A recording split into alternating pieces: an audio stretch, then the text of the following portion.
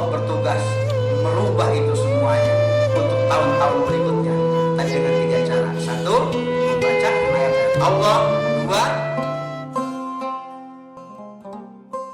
2, Assalamualaikum warahmatullahi wabarakatuh. Dunia pendidikan harus meneladani dari misi yang Rasulullah SAW bawa. Ya, yang bawa handphone tolong dibuka ya. Saya biasanya pakai ini Pak Marzuki, pakai papan tulis saya biasa ya. WTGA, saya keliling-keliling muter nulis ya.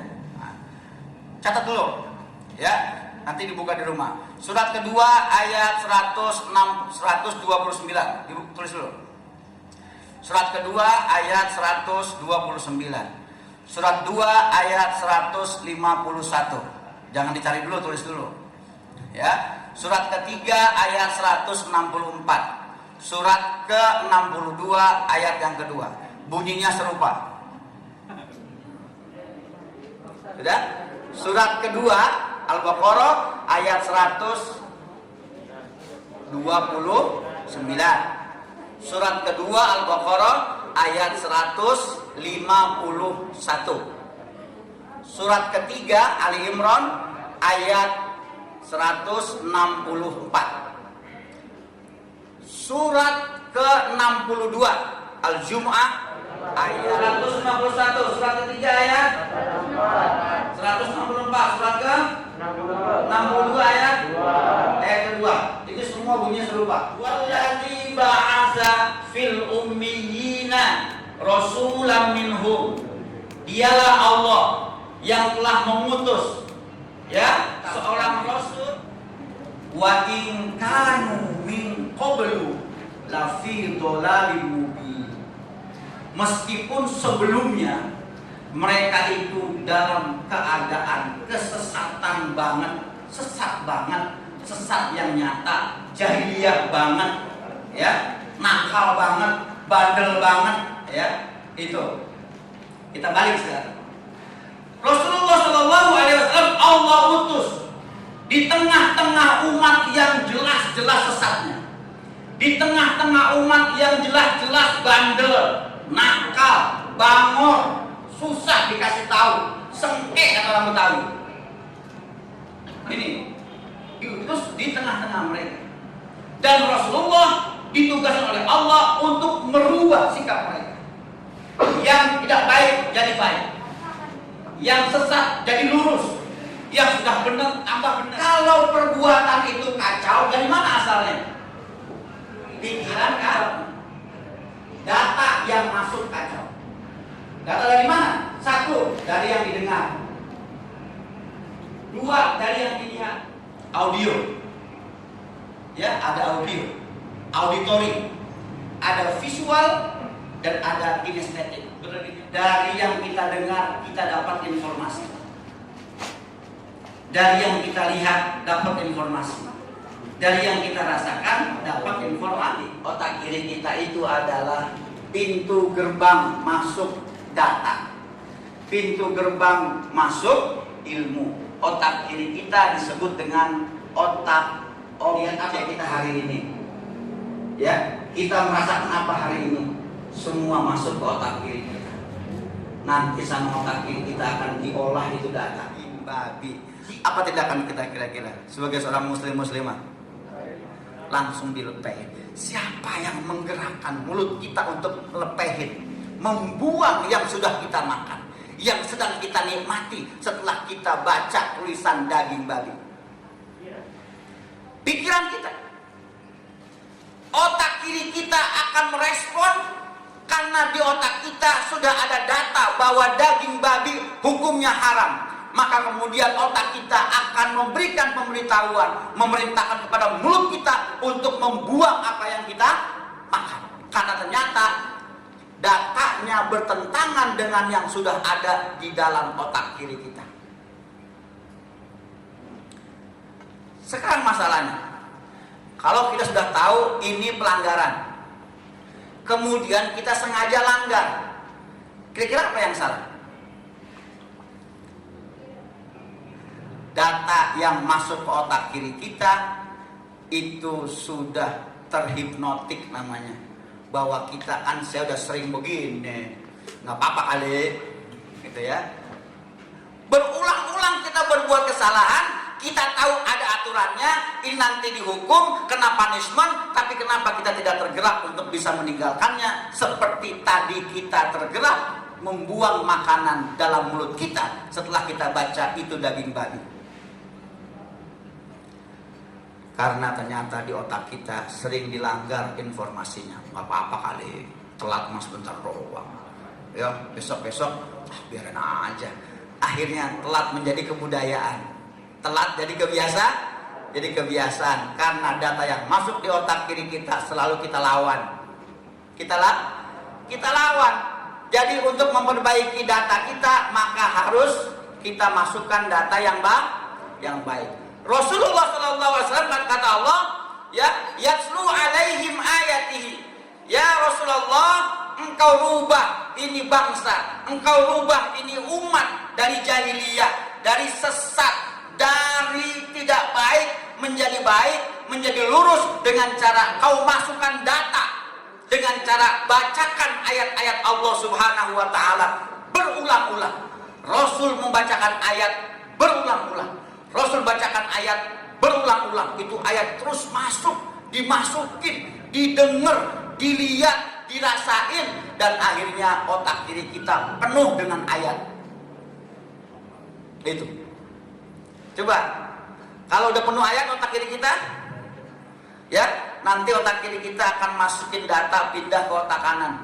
Otak kanan kita adalah gudang data. Semua data masuk ke dalam otak kanan kita. Ini otak kanan kita masuk data, semua masuk. Setelah sudah masuk data ke otak kanan, maka kemudian otak kanan inilah yang akan membentuk karakter, kepercayaan, gaya hidup, dan juga habit kebiasaan kita. Itu semuanya setelah data sudah masuk ke otak kanan kita. Halo? Hai? Saya boleh tanya? Berapa kali teman-teman sahabat-sahabat masukin data Al-Quran ke otak kita? Satu hari berapa kali kita masukin data? Banyakan mana data yang masuk ke otak kita? Data Quran atau data game? Maka kelakuan kita kelakuan game, percobaan, taruhan hidup itu. Bagi yang sering nonton sinetron, masuk data sinetron, maka kelakuannya sinetron. Betul nggak Bu Guru? Ya, tergantung data yang masuk. Mungkinkah kopi yang masuk ke dalam gelak, ke dalam ketel, terus keluarnya jadi teh? Nggak mungkin kan? Nggak mungkin. Yuk kita muhasabah diri, introspeksi diri kita. Kalau kita mau berubah jadi baik, susah apa gampang sih? Susah apa gampang? Besok saya nggak akan telat Pak Guru. 2 hari nggak telat, hari ketiga telat lagi, hari keempat telat lagi, hari kelima telat lagi, begitu. Kenapa ini nggak bisa? Coba. Ternyata data yang masuk ke dalam otak kita itu belum cukup untuk merubah kelakuan kita. Maka harus masuk ke data hari. Saya nggak boleh telat, saya nggak boleh telat, saya nggak boleh telat. Bangun lebih pagi, terus masukin data. Masukin data setiap hari, maka lama-lama data itu akan merubah kelakuan kita, cara berpikir kita. Saya Pak Kepala Sekolah, saya pernah jadi mandor sebulan, ya, di perusahaan ICI. Tahu ICI? Dulu chat dulu itu, ya. Saya diminta bantuan Ramadan, ya. Ramadan setiap hari pagi saya berangkat ke Cikarang, ya, sampai sore jadi mandor, Pak. Bawa tukang banyak. Ini proyek buat Lebaran, ya. Karena santri kan nggak boleh pulang, jadi kita harus beli baju Lebaran. Nah, jadi dapat proyek jadi mandor. Tukang-tukang kita itu nggak biasa kerja di perusahaan asing, harus pakai safety, semua safety. Harus pakai sepatu, ya, safety shoes, harus pakai jaket, rompi, harus pakai helm, pakai sarung tangan, pakai kacamata. Itu nggak betah. Budaya melanggar itu, merokok, jalan sembarangan itu susah dirubah. Tapi hebatnya perusahaan asing, seminggu tukang saya berubah semuanya. Jadi biasa tukang saya semuanya. Kenapa biasa? Karena setiap kali masuk ke gerbang itu security bacain, diri dibacain. Peraturan 1, nggak boleh ngerokok di tempat yang bukan ya area smoking. Peraturan 2, jalan kaki harus di garis yang merah. Terus Pak dibacain. Kata tukang saya gini, saya udah hafal Pak. Bapak udah hafal, tugas saya membacakan. Oke? 3 kali masuk, 3 kali dibacain. 4 kali masuk, 4 kali dibacain. Keluar ke mobil, ambil barang, masuk, bacain lagi. Terus begitu Pak. Akhirnya 1 minggu, entah berapa kali dibacain sama security-nya. Kemudian minggu kedua sudah terbiasa, 0 pelanggaran. Sampai terakhir kita kerja 1 bulan full, ya 3 minggu tidak ada pelanggaran. Kenapa? Karena data dimasukin tiap hari, data dimasukin setiap saat. Akhirnya dia mampu untuk merokok pada tempatnya. Dia mampu berjalan sesuai dengan jalurnya, dan dia mampu mengenakan pakaian safety. Betapapun gerah, tapi itu dilakukan. Kok bisa? Bisa. Itu karena data sudah masuk ke otak kanan kita, kemudian data itu akan merubah jiwa kita, merubah karakter kita, merubah kebiasaan kita. Maka sekarang coba berapa kali 1 hari kita masukin data Quran ke dalam diri kita? Ayo jujur. Ya? Bagaimana mau nyontoh Rasulullah? Karena kita nggak pernah melihat Rasulullah. Kita tidak sezaman dengan Rasulullah. Ketika sahabat-sahabat yang berislam dari sahabat pada masa Rasulullah nggak ketemu Rasul karena beda negara, cuma sahabat yang hijrah pindah untuk berdakwah. Mendengar Rasulullah SAW wafat di Madinah, maka semuanya viral, semua heboh. Sahabat-sahabat yang sudah Muslim belum berjumpa dengan Rasulullah berbondong-bondong datang ke Madinah, bertemu dengan Aisyah Ummul Mukminin, bertanya, ya Aisyah, seperti apakah akhlak Rasulullah itu? Aisyah bilang, apakah kalian nggak baca Quran? Itu pertanyaan. Orang bertanya, ditanya lagi. Ya Ummul Mukminin, seperti apakah akhlak Rasul itu? Kata Aisyah, apakah kalian nggak baca Quran? Kenapa? Ya, Aisyah bilang, kana khuluquhul Quran. Akhlak Rasul itu adalah Quran. Kenapa? Karena data yang masuk setiap hari adalah Quran. Yang masuk ke Rasulullah adalah Quran.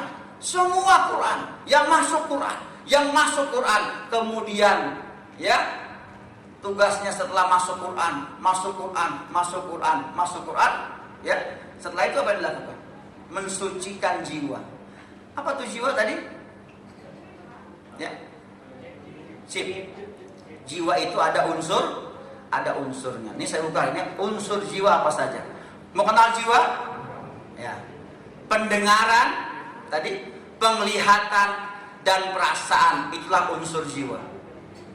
Unsur jiwa.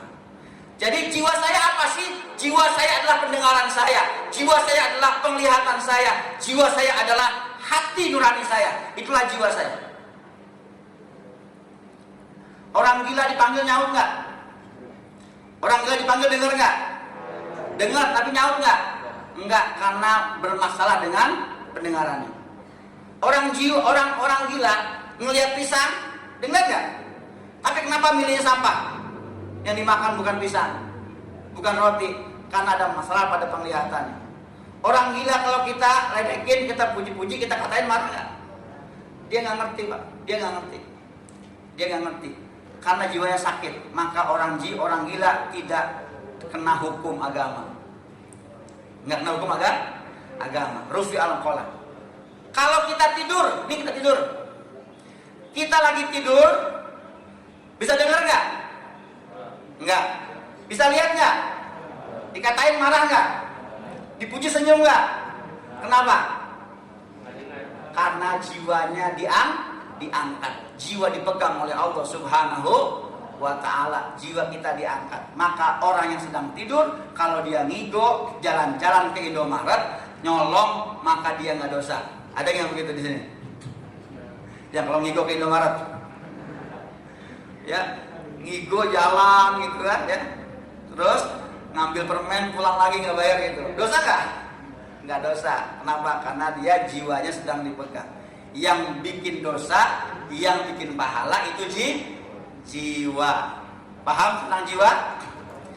Jadi bagaimana cara kita menjaga jiwa kita? 1, jaga pendengaran. 2, jaga penglihatan. 3, jaga perasaan. Jaga dari apa? Jaga dari informasi yang buruk, jaga dari mendengar yang buruk, jaga dari melihat yang buruk, jaga dari merasakan yang buruk. Maka itulah cara kita mensucikan jiwa kita. Jadi kalau hari-hari kita dengar informasi yang buruk, pasti akan merubah jiwa kita menjadi buruk. Sepakat nggak? Sepakat nggak? Ya, jadi diri kita adalah pendengaran, penglihatan, dan perasaan kita. Itulah jiwamu. Kakak namanya siapa? Iya. Siapa? Latifah lembut hatinya ya. Latifah punya pacar nggak? Yang benar. Ya? Belum punya pacar. Ada yang disenengin nggak? Jangan Pak Ustadz ya. Sorry, jangan. Istrinya nggak boleh ya. Ya. Latifah pernah sakit hati nggak? Pernah sakit hati? Kenapa sakit hati? Ya? Sakit hati sama siapa? Ada pokoknya ya. Oh iya. Kenapa sakitnya? Karena dikatain, karena dihina. Ya. Latifah, kalau kamu sakit hati itu salah kamu sendiri, bukan salah yang menghina kamu. Oh gitu, iya. Kan hati-hati kamu, bukan hati dia kan? Iya. Terus ngapain itu hati kita sakit, rusak gara-gara dia? Rugi gak sih? Rugi lah, orang hati-hati kita yang ngatur dong. Kita yang ngatur. Jadi orang lain gak berhak menyakiti hati kita, ya kan? Gak berhak, karena hati milik kita, bukan milik dia. Paham gak? Oke, Latifah saya kasih gambaran. Latifah, hati kita itu seperti satu ruangan. Satu ruangan hanya dengan satu pintu, nggak ada jendela. Satu pintu dan satu kunci.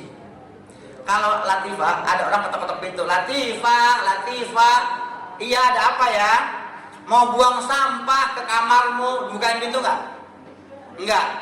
Kalau nggak dibuka pintu, sampahnya masuk nggak? Masuk nggak sampahnya? Enggak. Kenapa nggak masuk sampahnya? Karena kamu nggak bukain sama. Si A, si B, si C. Tadi ya si Mahmud, si Amin, si Toru semuanya ya ngatain kamu, menghina kamu, mencaci maki kamu. Terus kamu nggak buka pintunya, masuk nggak? Enggak. Jadi sakit hati salah si Toru sama salah si Amin? Salah kamu. Kenapa buka pintu buat sakit hati? Jadi jiwa kita kotor sama siapa? Diri kita sendiri. Kenapa kita buka hati kita untuk menerima sakit?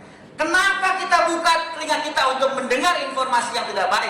Kenapa kita buka mata kita untuk melihat informasi yang tidak baik? Maka akan merusak jiwa kita. Salah siapa? Salah kita. Maka kata Allah, ya Allah, nanti saya begini karena dia. Kata Allah, bukan urusan. Sakit hati karena kamu dosa karena kamu pahala karena kamu. Orang lain gak berhak untuk menanggung dosa kamu.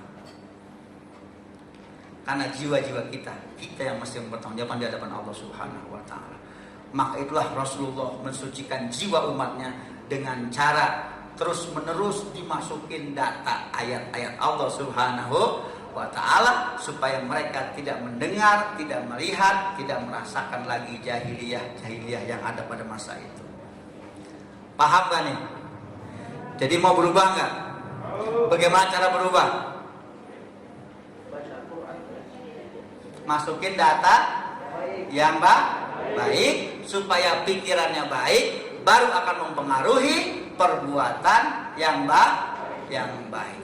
Masuk datanya buruk, pikirannya buruk, maka kelakuannya buruk. Masa fatrah kekosongan Nabi dari Nabi Isa alaihissalam kepada Nabi Muhammad SAW kurang lebih 500 tahun setengah ya milenium itu tidak ada nabi, tidak ada rasul, maka tidak ada yang membacakan ayat-ayat Allah Subhanahu wa taala, terbentuklah karakter, terbentuklah akhlak yang buruk selama 500 tahun.